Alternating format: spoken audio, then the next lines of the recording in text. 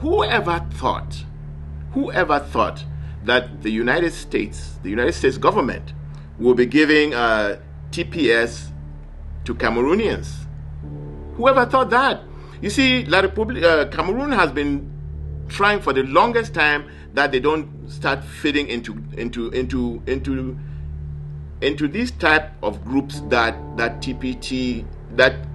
TPS are being offered for their citizens not to go to their own country. You understand what I'm saying?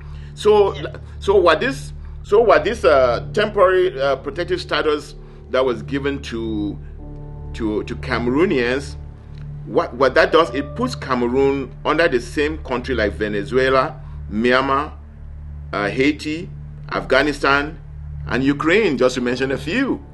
That's where it puts Cameroon. And so a Tanganji who likes to go and say there's no, in fact, that Cameroon is Africa in miniature. I'm saying it today, I will say it tomorrow. There is no Anglophone problem in Cameroon. And I've given facts to justify what I say. It's wrong. It's a war zone.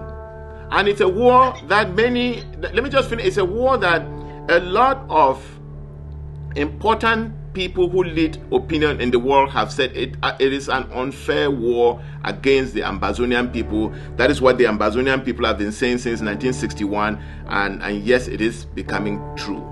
Talked a little more about that, and also the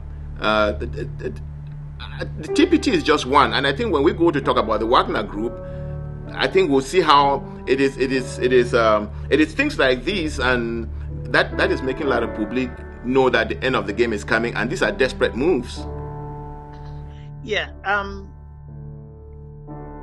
As far as the TPS is concerned,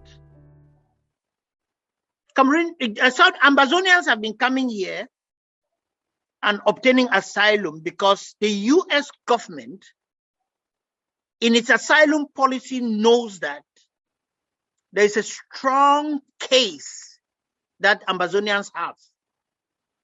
But because diplomacy is what it is, even the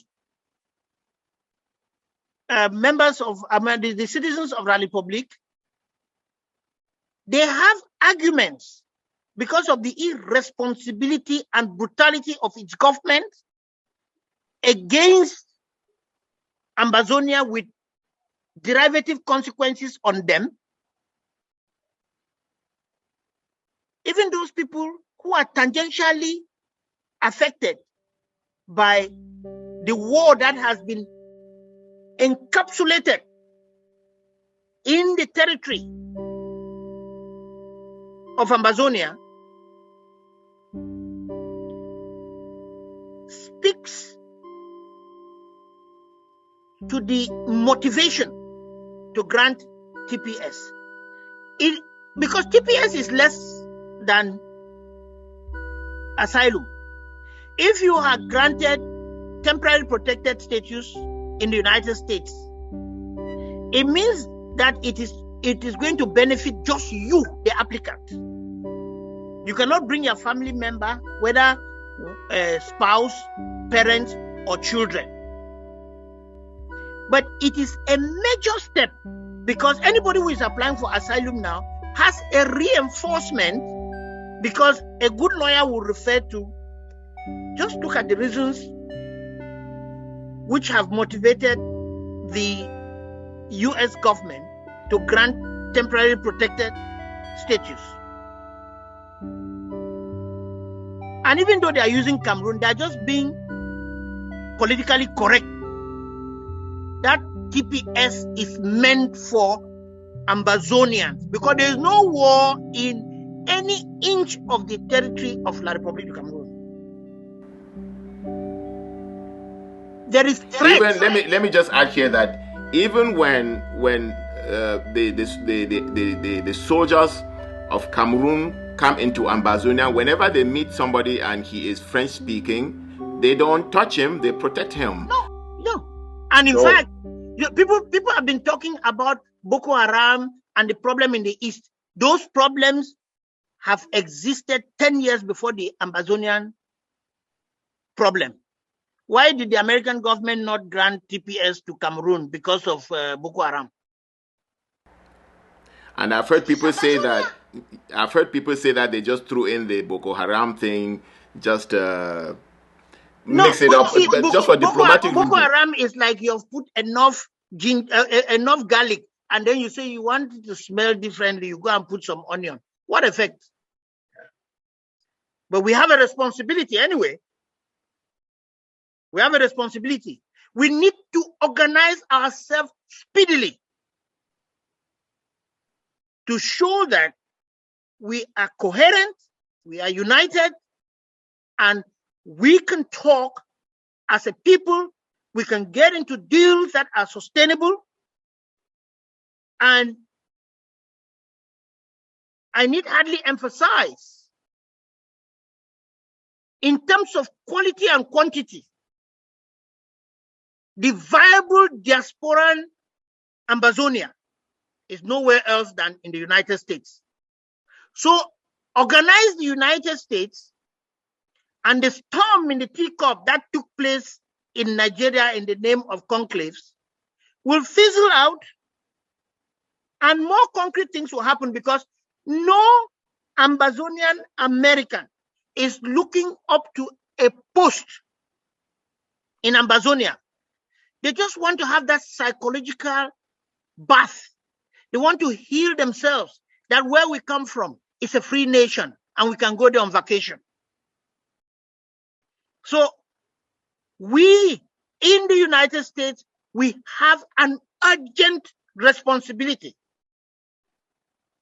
to make sure we quickly organize ourselves and give direction to who the people of Ambazonia are.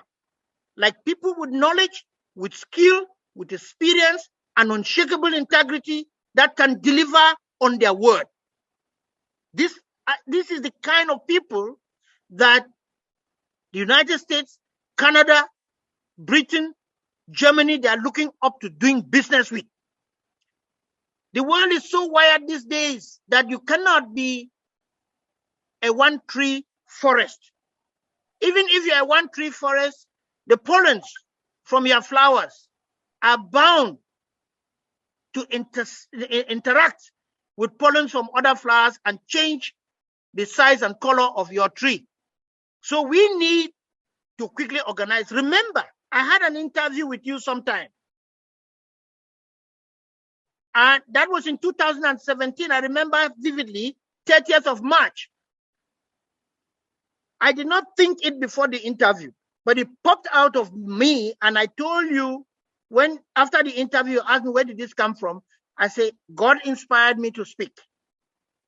I told you that in 5 years from that 30th of March, plus or minus, we will be on the negotiation table. I still hold to that, the truth of that statement, that with this TPS, as La République and France are peeing and drinking, they will soon sue for peace. But we should be careful, because if we are not organized as a strong people who have proven their mettle,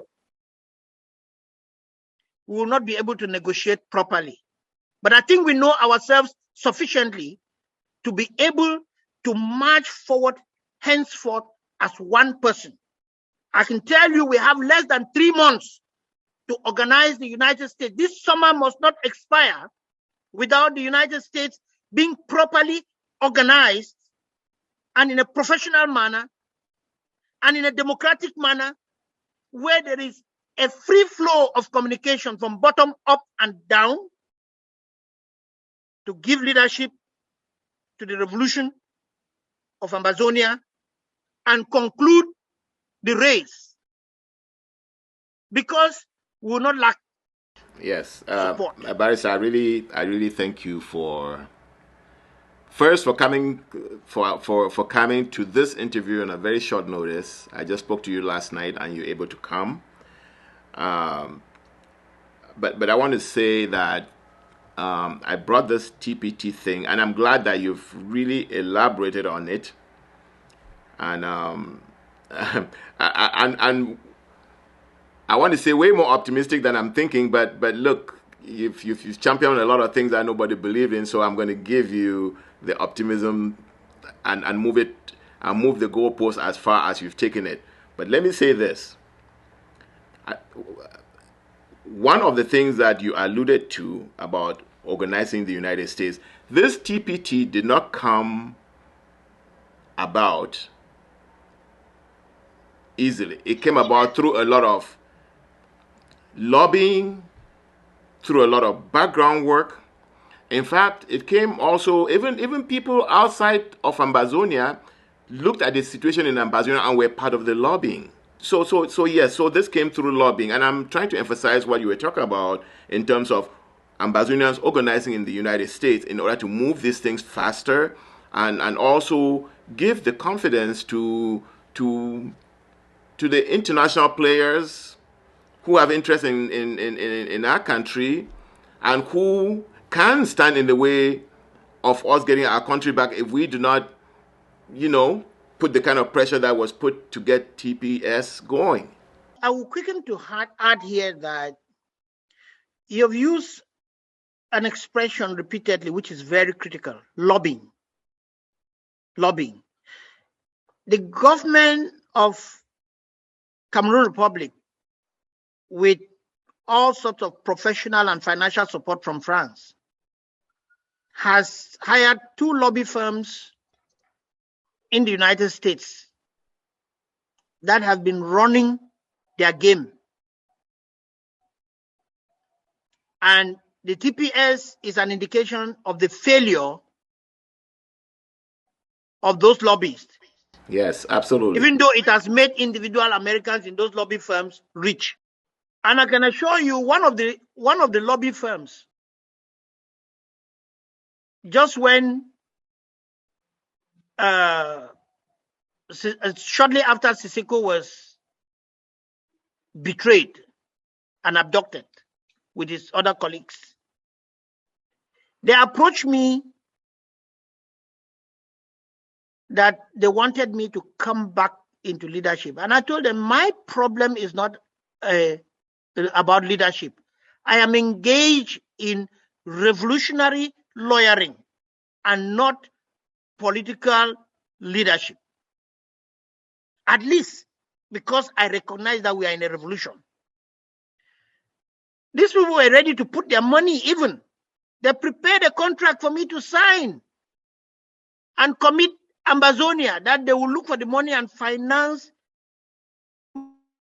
my leadership. And I told them that's wrong, except you think that I went to a law school under palm tree and read books different from those used by graduates of Harvard. But that, no. We read the same books, and I'm not going to reason differently. So I like to say this to all Ambazonians who are interested. Take this idea of lobbying seriously. Lobbying through lobby firms can cost you the budget of a nation that we don't have. How can we go about this? The United States has a number of senators, United States senators. It has congressmen. In every state, you have senators and you have congressmen. If the number of American Ambazonians and Ambazonian residents in the United States were to organize themselves properly, not block by block, but county by county, like our brother is doing in Lowell. When we organize ourselves and become politically conscious and realistic and active, we go along with the politicians there. They will carry our message to Congress. They will carry our message to the White House. Like even in the judiciary, there is a degree of enlightenment that comes from the grassroots. Elections, midterm elections are coming. Instead of going to Achu houses, don't only contribute through Zelle. Go and meet your senator who is running for election or your congressman and tell him that in your neighborhood, you are going to distribute 100 of his flyers. He has already taken note of you. The day you appear in his office in Congress, you'll be received properly. And he who does not plant cannot harvest. And this is political investment I'm talking about. When your own time comes, Ambazonia will be on the lips of every legislator who matters, from local government level right up to the US Senate. Take me seriously about it. Just having you on an interview covers so much ground. And I'm saying this because, I just did a program, my last program, where I introduced ASIC, AACIC, and I know you are part of that whole system.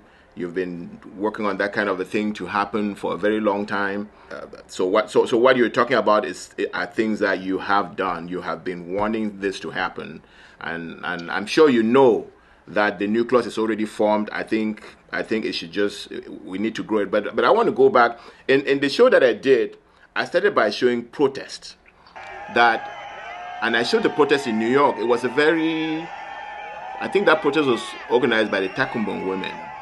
It was a protest where people came out, and they came out with their hearts and their passion, and they made all the noise and everything work. There's a place for that. I was there and I made a statement. Yes, yes. But I think the differentiating between the protest and lobbying is that when you protest, if it's not followed up with the lobbying, it ends with that protest and nothing gets accomplished. Would you say that? Protest is like planting without mulching and weeding and hoping to harvest. The spear grass will kill the crop. But lobbying is a project. First of all, you get the seeds and you make sure that they are not contaminated. You plant them well. You move them from the nursery and transplant them into the farm. You water the farm to avoid the crop being killed by drought. What do I mean by this? You are consistent in your supportive communication with the person whom you hope tomorrow will talk on your behalf from within their own house. Yes, and that does not... You only talk with the Americans, you also do something, because we out here, we have a voice, even over our powerful, resilient people who are still within the Ambazonian territory. And the best thing we can do is not to give them bad advice. We should give them good advice.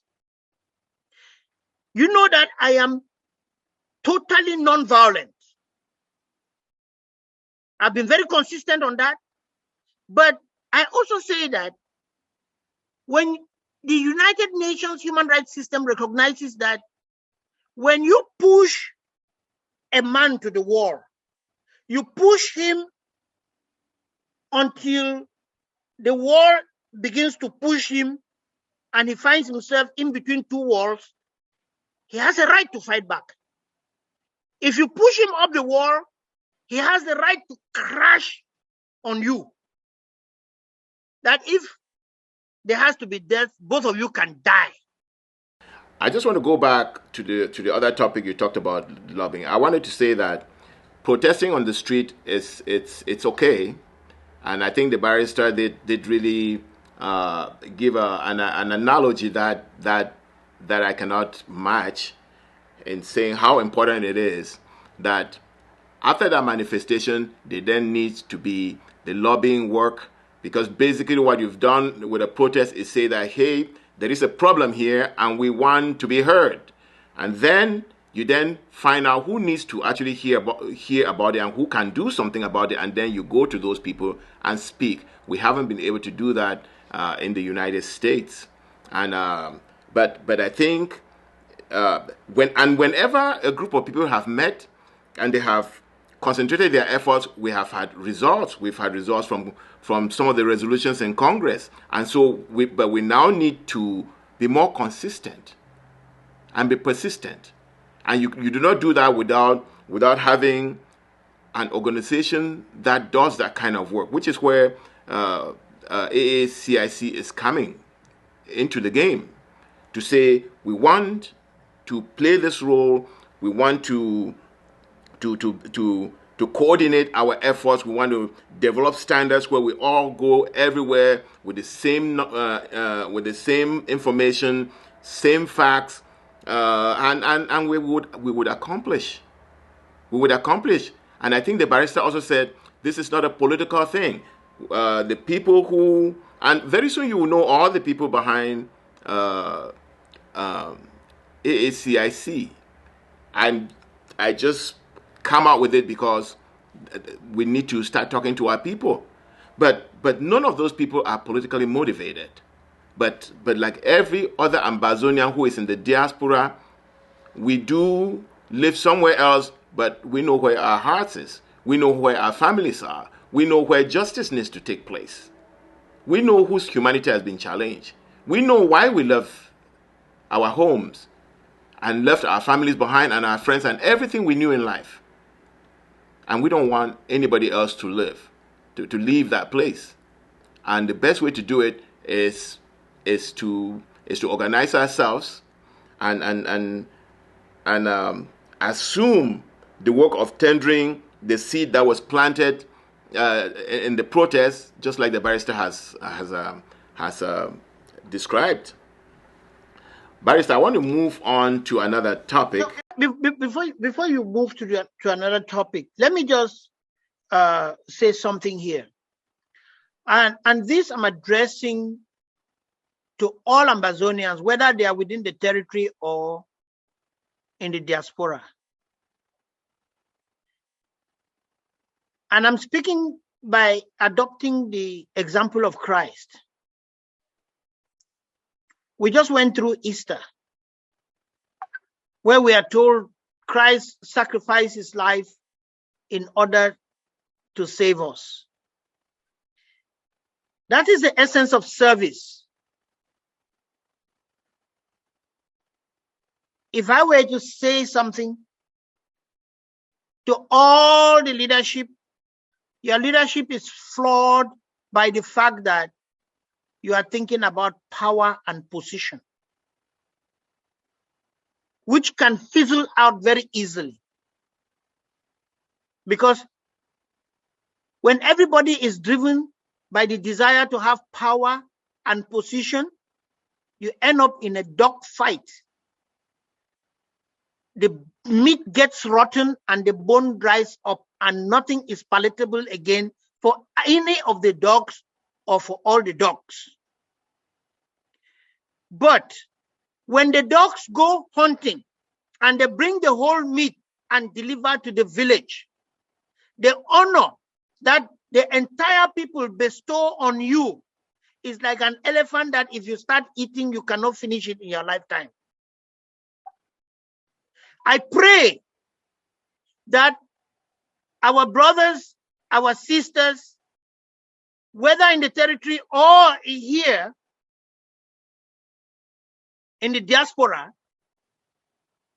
should look at their contribution from $1 to sleepless nights, in writing, in thinking, in talking, as service to a people God had chosen. Do not bother about position. Because I tell you, you don't know the wealth that that country has. A smart person would not want to be in the civil service in Ambazonia because it is going to be unnecessary headache. But every system must have people in the public service. And we're going to have a very thin public service because there will be so much wealth to play around with And people who are driven to power and position as a means of acquiring wealth, they bring curses on themselves and on their families for several generations to come. You don't want to do that. Be blessed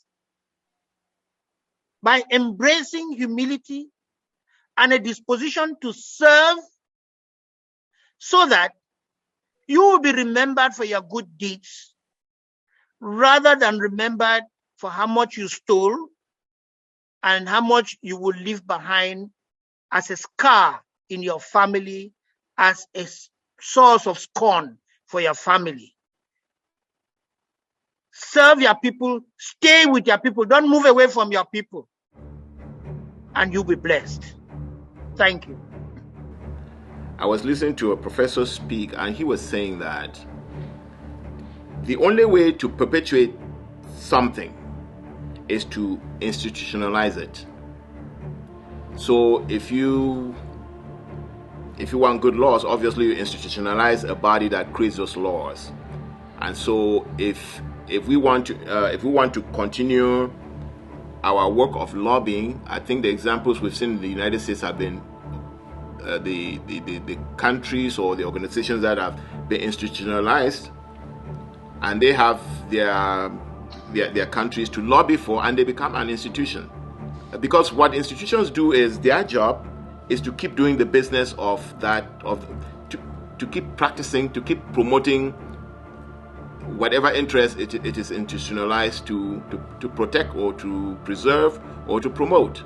So you can see why we are moving towards saying that the American Ambazonian diaspora needs to be institutionalized, not only so that we don't get exploited by forces coming from outside, but also so that we can stay taking care of the garden, like the barrister just said. I'm still looking for a better analogy to beat the one he did. I can't find.